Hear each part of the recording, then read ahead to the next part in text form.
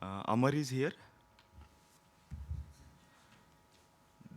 The first is management of strabismus following trauma. So Dr. Vaishali Rakheja.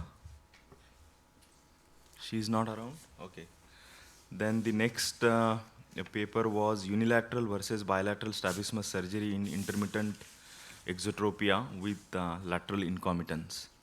So Dr. Ashish Krishnan, yeah, please come.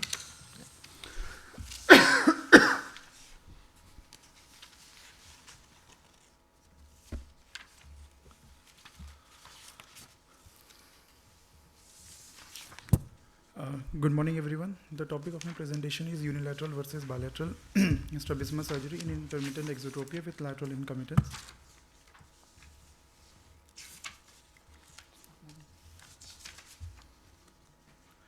Lateral incomitance is defined as difference in amount of deviation in primary gaze and lateral gaze. It is considered to be significant when this difference is more than or equal to 20% but less than or equal to 50%. Lateral incomitance can be treated with bilateral or unilateral strabismus surgery. This study aimed at comparing the post-op alignment, lateral incomitance, ocular motility limitation, and binocularity after the above two approaches. This was a prospective randomized interventional comparative study done in Department of Ophthalmology in Maulana Azad Medical College, including 40 patients who were randomly equally divided into two groups, Group B and U.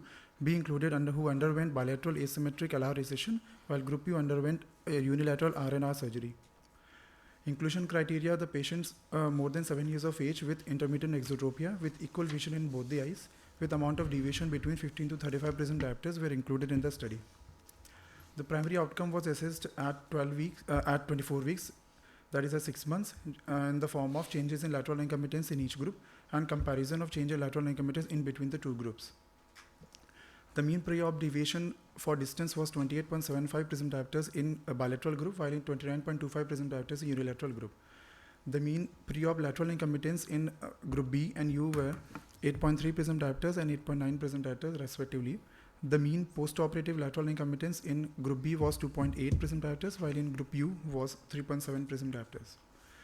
The clinical relevance of lateral incomitance in intermittent exotropia has been subject of debate since long. Few studies found that the patients operated without taking into consideration the significant pre-op lateral incomitance were likely to be overcorrected with the surgery in the gaze towards the reduced pre-op deviation. Moore and others have recommended to reduce the amount of the recession in patients with lateral incomitance, as large recession decreases the full abduction movement, while the study done by Dade and Kamble showed no such correlation. Yoon and Kim compared the bilateral and unilateral recession but did not include the results of the resection surgery. Graper and Hunter evaluated the effect of asymmetric horizontal surgery on lateral incomitance in the form of change in committance, and they concluded that asymmetric surgery can cause as well as treat lateral incomitance. Ours is a prospective randomized study including 40 patients. There was no statistical significant difference between the post-op lateral incomitance between the two groups, but a significant difference was observed between the pre-op and post-op lateral incomitance in each group. We had a successful outcome in the form 90% in bilateral group, while 85% in unilateral group. And the prevalence of lateral incomitance over a period of 12 months follow-up was 19.4%. And this has been variably reported in the literature between 2.2 to 60.3%. So we conclude that both the procedures are equally efficacious in achieving acceptable ocular alignment and treating the significant lateral incomitance in patients with IDS with deviations between 15 to 35 prism diopters. Bilateral asymmetric LR recession reduces the limitation of ocular movement and lowers the risk of post-op lateral incomitance, while unilateral RNR surgery preserves the muscles of the fellow eye and reduces the surgical time and usually preferred by the patient. This was a pilot study to do a prospective analysis of comparison between the two procedures. With the limitation of our study were the short follow-up of 6 months and the small sample size. A study with larger sample size and longer follow-up would be required to draw the definitive conclusion. Thank you. Are we allowed to ask questions here? Yeah, you can ask. Okay. Yeah. I just have a question for you. What measures did you take to ensure that there was no fallacy because of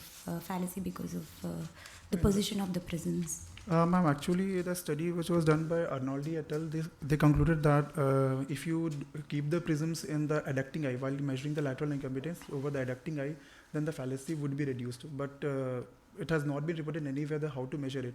Only in his study, only is mentioned that if you do in adduction, then only measurement would be accurate, Okay. not over the abducting eye. Okay. So you made sure that you kept it in the adducting Over eye. the adducting eye. ma'am. So In lateral gaze. do you know why it's in adduction?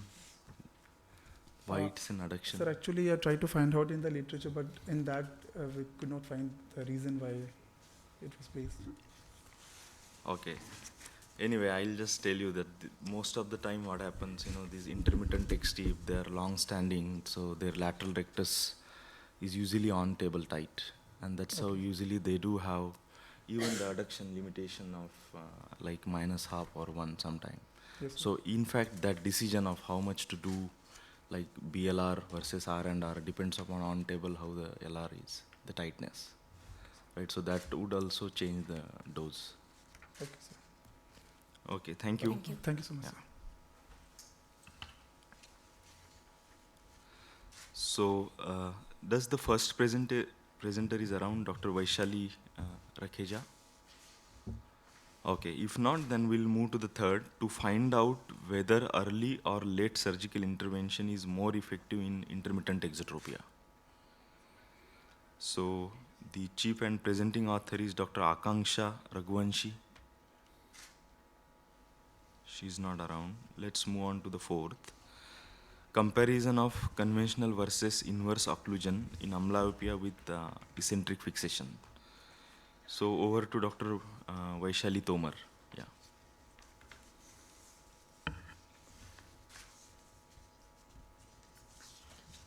Good morning, everyone. The topic of today's presentation is comparison of conventional versus inverse occlusion in amblyopia with eccentric fixation. Amblyopia is associated with eccentric fixation in large number of patients.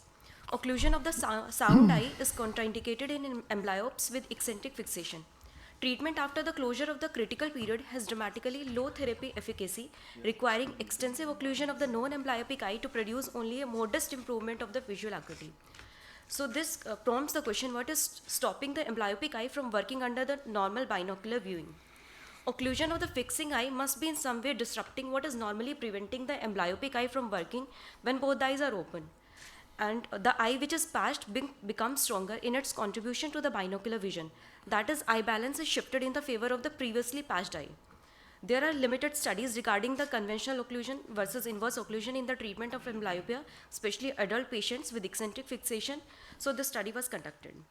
The aim of the study was to compare the role of conventional occlusion versus inverse occlusion in the treatment of amblyopia with eccentric fixation in terms of visual acuity, refractive status, fixation pattern, and stereopsis. This was a prospective randomized interventional study with the systematic randomization conducted in Maulana Azad Medical College for a period of 1 year, and the adult patient more than 12 years of age attending the OPD and the squint clinic were taken. There were two groups. The group C consisted of the 30 patients who underwent the conventional occlusion therapy, and they received 6 hours patching per day of the sound eye. Whereas in group I, they consisted of 30 patients who underwent inverse occlusion therapy, and they received 6 hours patching per day of the amblyopic eye. Parameters were assessed before occlusion therapy and post-occlusion therapy at first month, second month, and third month. So, no significant difference was seen in the distant visual acuity, but on intergroup comparison, the distant visual acuity was significantly increased in both the groups, and in group I more than group C. Similarly, in the distribution of the Titmus fly stereo acuity testing, there was improvement on intragroup comparison in both the groups. There was improvement in fixation pattern in both the groups, and on intragroup comparison, the improvement in eccentric fixation in inverse occlusion group was more as compared to the group C, that is conventional occlusion therapy. So similar studies were done before by Lungi et al. And Zhou et al., where they investigated the short-term inverse occlusion combined with various parameters like moderate physical activity, and they recorded the improvement in the visual acuity as well as improvement in the stereopsis. So we conclude that both the methods of occlusion are equally efficacious to treat the amblyopia with eccentric fixation in adults, but there are certain drawbacks of the conventional occlusion, like a functional debilitation, which leads to the loss of compliance and failure. Also, adult amblyopic visual system retains plasticity both at the monocular and the binocular level.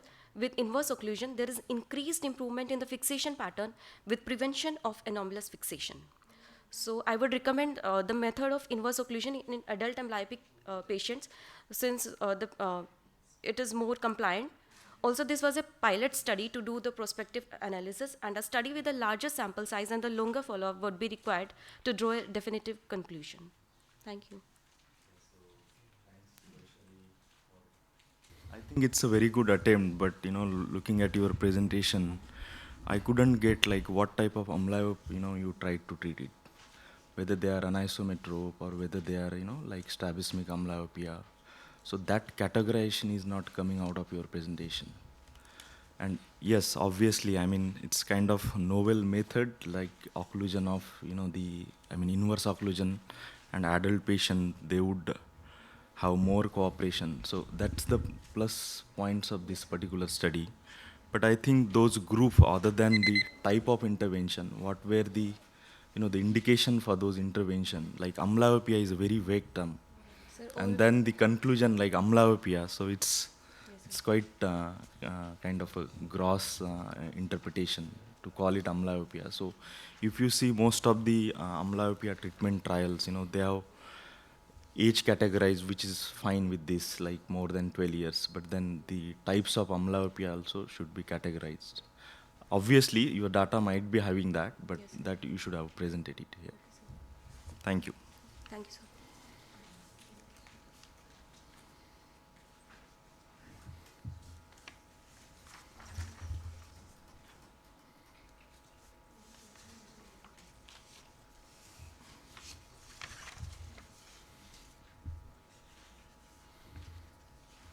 Yes, so let's move on to the next. Stereopsis in young adults and its association with various tropias and phorias. So do we have Dr.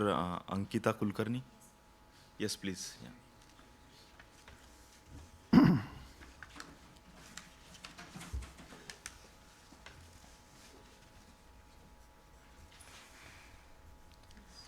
Good morning. My topic today is stereopsis in young adults and its association with different types of tropias and phorias.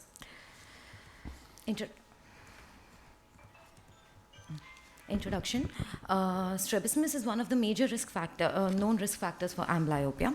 However, apart from amblyopia, it can lead to various other ocular complications such as loss of binocularity and depth perception. Stereopsis starts to develop at the age of 6 to 8 months of age and is completely developed by 5 to 7 years of age.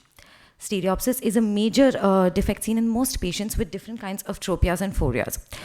And as we don't assess stereopsis on a regular basis during our OPDs, a lot of defective stereopsis tends to be missed on a regular examinations. This present study was done on young adult population to assess the stereopsis, and which can also be of help for further to decide career choices in their future. Implications of the study. An important aspect of strabismus is to know its prevalence in people, as manifest squint, especially esotropia, tend to seek medical help due to the discomfort. However, those with latent squint tend to remain undiagnosed. This can have detrimental effect in their stereopsis, leading to problems with the career choices in the future. Coming to materials and methods, this was a cross-sectional study conducted in a tertiary hospital in South India over a period of 1.5 years. The study included all subjects in the age group of 18 to 30 years. These subjects underwent a detailed ophthalmic evaluation, and the degree of squint, if present, was recorded and was correlated with the amount of stereopsis, which was assessed using the Randot stereo test. The presence of squint and its severity was assessed by cover-uncover test and by prism bar cover test. Results, a total of 132 females and 116 males were included in the study. The minimum age included in the study was 18 years and the maximum age was 29 years.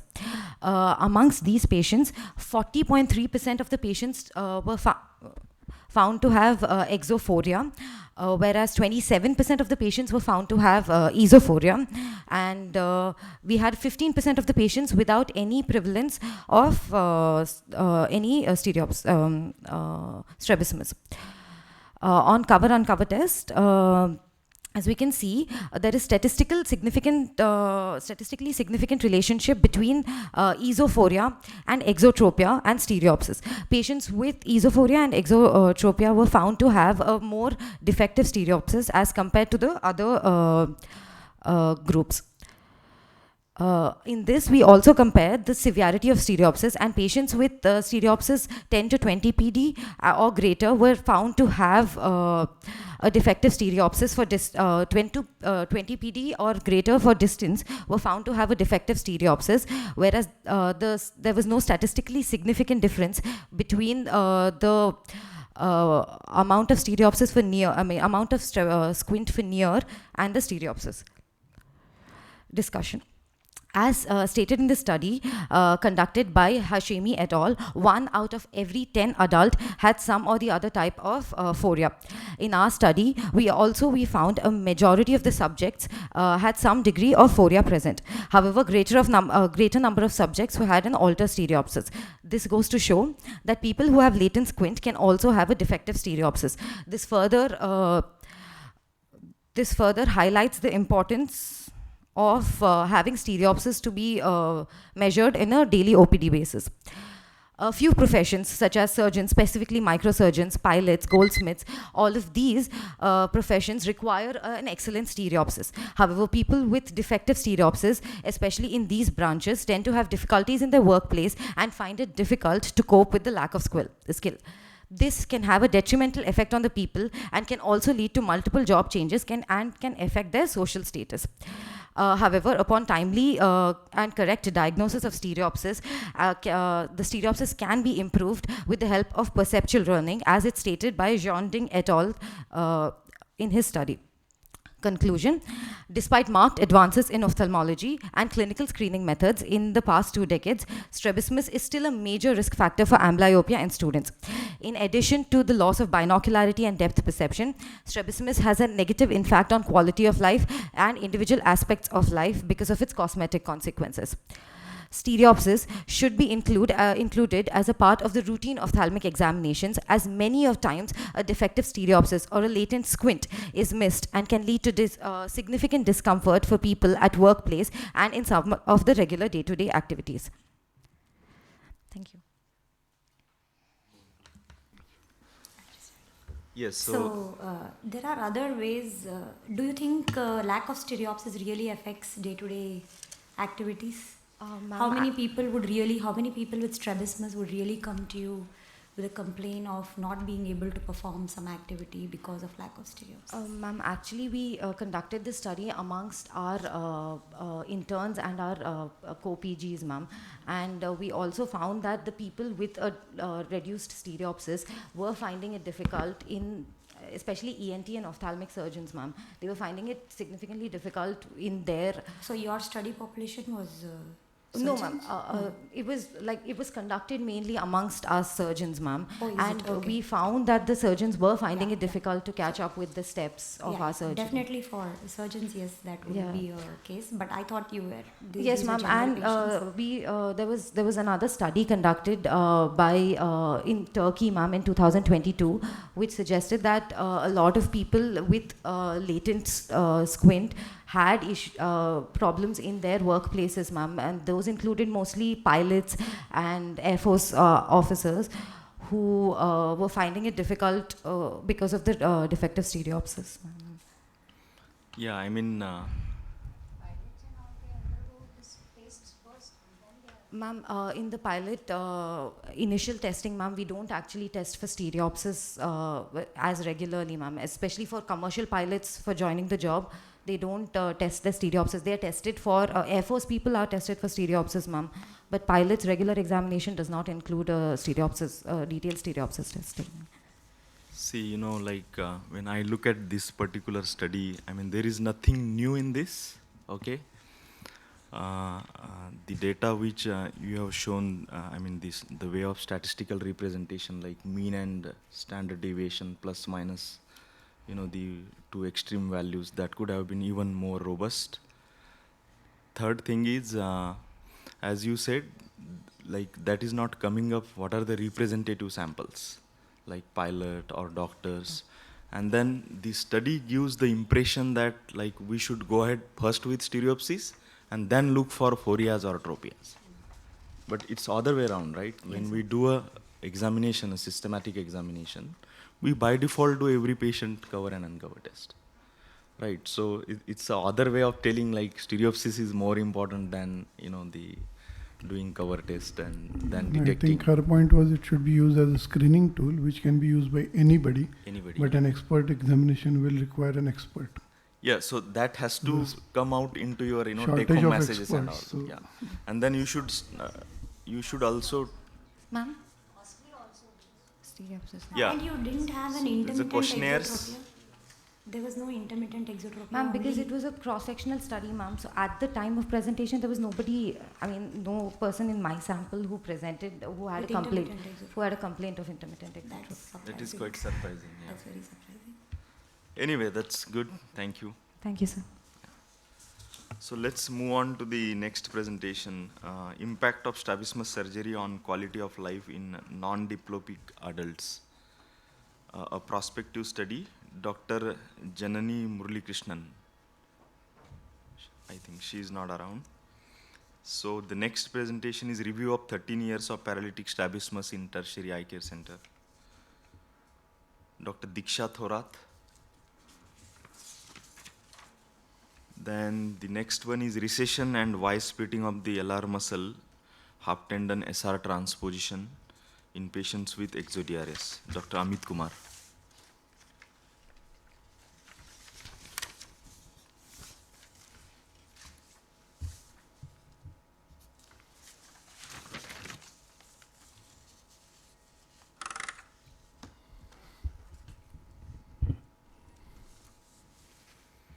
Good morning, everyone. I'm going to present a case on recession and Y splitting of lax lateral rectus muscle with half tendon SR transposition in a patient with right eye exo-DRS. DRS is a congenital eye movement anomaly characterized by variable horizontal duction defect presenting as either isotropic, exotropic, or orthotropic dual. It is usually accompanied with narrowing of palpebral fissure aperture, globe retraction along with upshoot or downshoot. Bilateral involvement is seen in up to 15% of patients, most of them being esotropic. The most commonly accepted neurogenic theories suggest disturbance in embryogenic development resulting in absent abducens nerve with anomalous innervation of LR muscle by a branch of oculomotor nerve. As the disease can have varied presentation, hence the treatment plans should be tailored for each patient. Goal of surgery is to improve the primary position deviation, head posture, and expansion of binocular field. Newer surgical techniques have vastly improved outcomes. Here we report a case of 23-year-old patient with right eye exodeviation since childhood. Vision was best corrected visual acuity was 6/6 in both the eyes. There is no stereopsis. PBCT shows 25 prism diopter of right eye exotropia in primary position while he was fixing with the left eye. There was full abduction in the right eye, as we can see here. However, adduction was limited and was associated with narrowing of palpebral aperture and severe downshoot. In the left eye, there is a limitation of both adduction and abduction, however, eye was ortho. Those significant findings were discovered following slit lamp and fundus examination. CMRE brain and orbit was advised. Cisternal portion of left abducens nerve was not visualized, however, the right abducens nerve appeared normal. So, based on clinical finding and alignment in primary position, a diagnosis of right eye exo-DRS and left eye ortho-DRS was made. Based on motility limitation and supported by MRI finding, right eye type 2 DRS and left eye type 3 DRS was made. So as the eye was exotropic with limitation of adduction and severe downshoot, he was planned for right eye LR recession with Y splitting along with transposition of nasal half of SR tendon superior to MR. Intraoperatively, however, we found a very lax LR muscle, as we can see in the screenshot. So despite we went ahead with the pre-planned surgery, and left eye surgery was not planned, it was orthotropic. Post-operatively, we can see that the eye was orthotropic with significant improvement in adduction, and there was no downshoot. So DRS classification based on primary position deviation is more relevant than Huber's classification. In exotropic DRS, power of LR either through the innervation or through contracture is greater than the corresponding MR. Usually LR is tight in exotropic DRS, or in our case it was lax. Despite we went ahead with LR recession and obtained satisfactory result. Hypoplastic changes in LR muscle have been described previously, and hence downshoot on attempted adduction may be due to primary innervational anomaly. In DRS, the paradoxical innervation of LR during adduction can be completely eliminated only by procedures such as periosteal fixation or total extirpation of LR. Further, the abduction which will be generated can be improved by transposition of the vertical recti. No surgery on ipsilateral MR is required, as the MR is completely normal in a case of DRS. In our case, we did not totally extirpate lateral rectus muscle. However, we did weaken it, but still the paradoxical innervation was limiting the adduction of right eye. Therefore, we also did partial tendon superior rectal transposition and attained satisfactory result. So to conclude, DRS may have variable presentations. Management should be tailored to each case. A lax lateral rectus tendon should not change surgical plan in DRS with suits on adduction. Thank you. You said in spite of lax lateral rectus LR recession was done. Yes, sir. What other option you had? Sir, in this case, as there was the abduction was completely normal and there was adduction limitation. So with severe downshoot. So vice plating was the only indication along with recession. However, as it was a lax tendon, we could have recessed to a lower amount. But in DRS, as it is not just like a commitant squint, it is an incomitant squint. So if we recess LR to a maximum extent also, the adduction will not be affected. No, there was no other option than to recess LR, no? No, sir, there was no other There was options. only one option. So you Yes, said sir. in spite of lax lateral rectus, we still planned the same surgery. So there was no other option. So Sir, only there option was LR. There was a associated risk that if we recess a lax lateral rectus, abduction may get limited. But So basically, I just wanted to add like 2 to 3 things. Interesting case.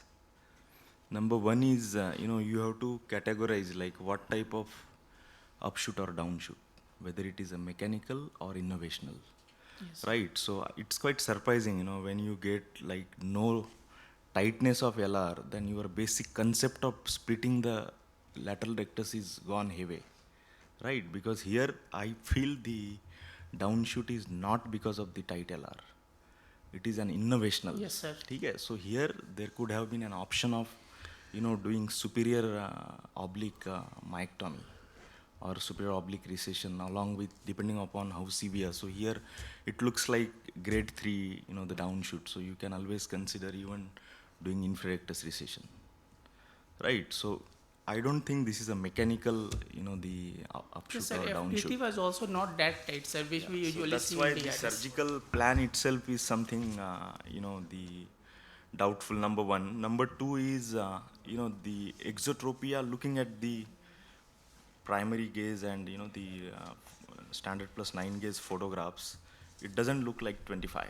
And here I usually, in my practice, I do sometime like asymmetrical bilateral lateral rectus recession to get, the good outcome.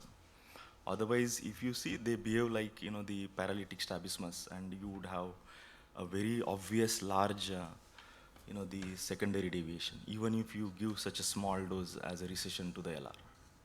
And then how was the follow-up? You Sir, didn't mention it is like 6 weeks or 6 months. Sir, I have been following patient for the last 6 months. It is still orthotropic. Both eyes orthotropic, and there is no downshoot on attempted adduction. Actually, I didn't want to touch other eye because it was orthotropic, sir, and both eye was behaving differently. That's why I didn't touch the other eye. I agree with Dr. Warkar. Usually we also, if the deviation is, more towards like 25, 30 or beyond, it's better to go for a bilateral lateral rectus recession, asymmetric rather than a unilateral. You said the other eye abduction was limited, right? Other eye adduction as well as abduction was limited, Both was but the eye was limited. ortho. Yeah, so this eye was almost normal is what you said. So you could have gone for a larger recession here and a smaller recession in the other eye as well. That's the other option. Yeah, so in DRS it doesn't matter, because the sole purpose is to improve the shoots and retraction. So, and it's always good practice to document like what are the gradings of both upshoot, downshoot, as well as retraction. So recession gives you the improvement in retraction as well. Right. Thank you. Thank you, sir. Nice case. So the next presentation is eccentricity of fixation, attempting switch to better seeing eye. Dr. Anamika Pandey, please.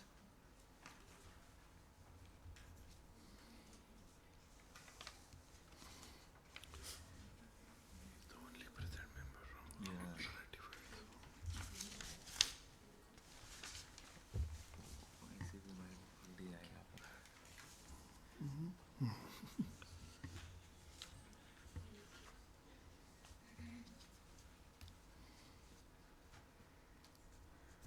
Good morning, everybody.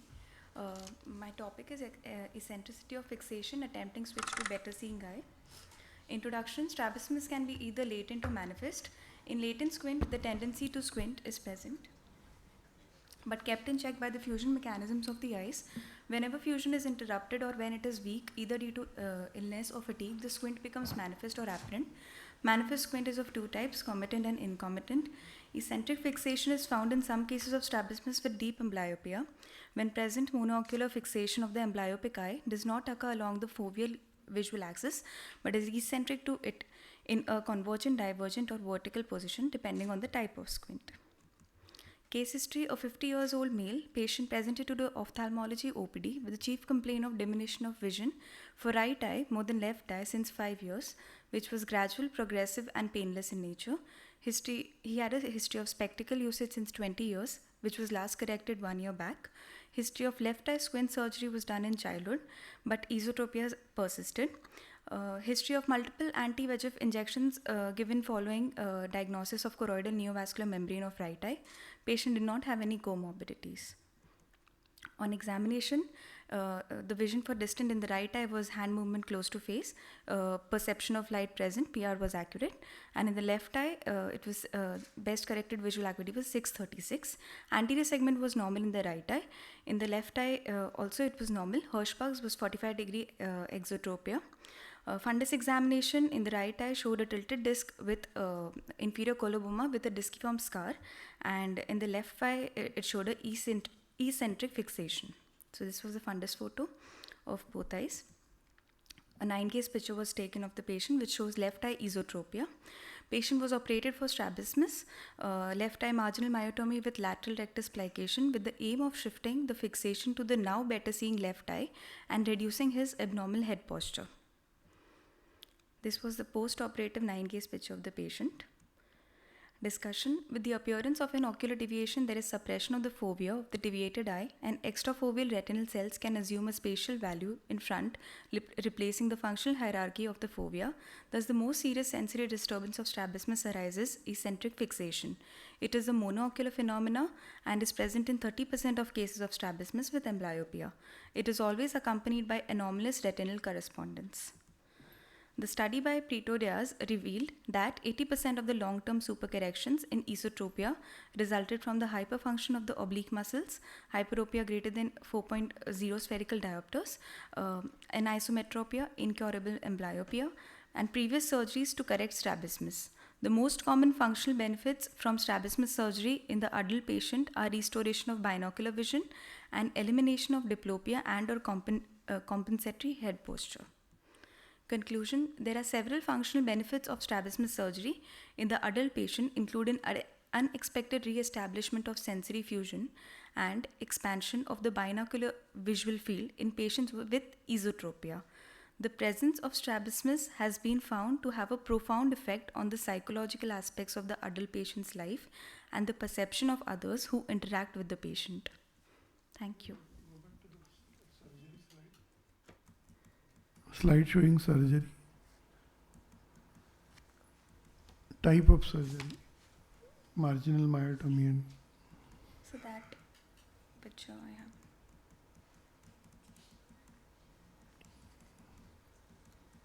no. A 9-case, Next. Just a minute. this one. This was post-surgery, no? Pre-surgery?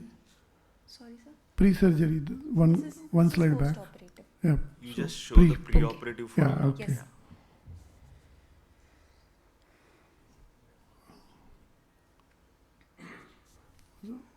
Previously operated for EZO, no? Previous operation for EZO. Yes. So this is a large residual esotropia, right? Yes. Yes, so I think Next, marginal myotomy was done,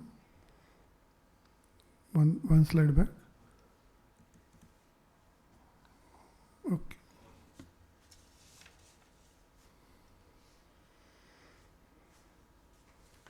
yes, so I think the conclusion is like very vague. So definitely, like it's kind of the switch to the better seeing eye in this particular case, because right eye was counting finger, right? Yes. But then you have to be very specific in your conclusions. Yes. Was there an infraoblique overaction or something like that? There was no infraoblique overaction. Your conclusion also included stereopsis, right? Yes. That there is. Did you assess it? Did you expect any stereopsis with a counting finger vision and a coloboma in one? No, left eye had 6/36 vision, But your and he was conclusion also- using left face turn. Yes. So eccentric fixation, do you expect 6/36 vision? What is the normally vision in eccentric fixation? So was it eccentric fixation or was it only face turn that he was? So there was eccentric fixation. Why do you say left eye was esotrophic? Yes. He was using left face turn. Yes, sir. So he was trying to see with the center. If it was eccentric fixation, he should have said Right. seen straight. That's what I got confused, so I just saw the pictures again. So one thing is eccentric fixation is usually goes with very low vision, like 2/60, 3/60. 6/36 is still a parafoveal vision, isn't it? Yes. So you have just made that esotropia to straight Straight and AHP. and Yes. brought his AHP straightened. So it Yes. is not concerned, no way concerned with eccentric fixation, I feel. Do you agree? Yes, I completely agree. Yes, sir. Okay. Thank you, sir. Okay, thank you. So we'll move to the next presentation, the impact of parvocellular stimulation on contrast sensitivity. Dr. Shreya Shah.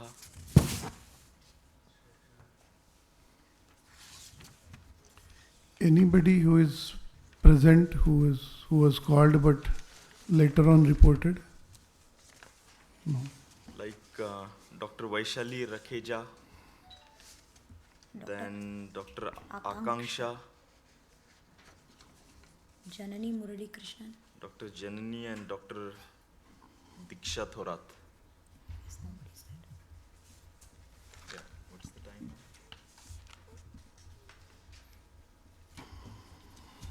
Yeah, I think we have another 5 to 7 minutes.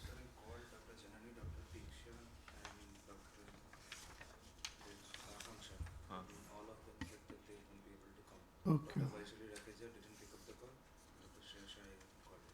Okay, fine. then. Is that Dr. Vaishali Tomar here? She was Dr. presented. Akan, you are the co-author for the paper? You don't have the presentation. So Dr. Akanksha was saying that just she was supposed to come. So is she like, you are anticipating she would come, or? She said that she won't be able to come due to emergencies, but she was asking Dr. Vaishali to present her paper for her because she is the co-author. But if the presentation is not there, then we can't go on. Yeah. Yeah. So we'll conclude then. Yeah.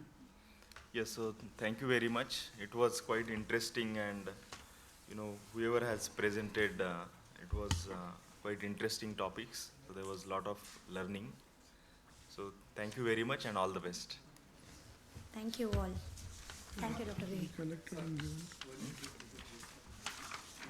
Oh. एका ठिकाणी बसून करून टाकूया. ठीक आहे, sir.